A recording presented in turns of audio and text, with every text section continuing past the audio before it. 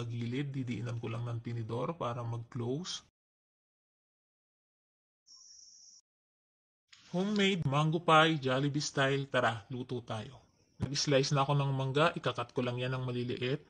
Pagkatapos, nilagay ko sa kawali, nilagyan ko ng 4 na kutsarang asukal. Iluluto ko hanggang sa lumapot katulad nito. Tinanggalan ko naman ng gilid itong tinapay. At ipaplat ko siya ng ganito. Gagamit din ako ng itlog at ng breadcrumbs. Ito na yung manggang niluto ko kanina. Ganito ko lang siya ilalaman. Ilalagay ko lang siya sa tinapay. At yung mga gilid, didiinan ko lang ng tinidor para mag-close.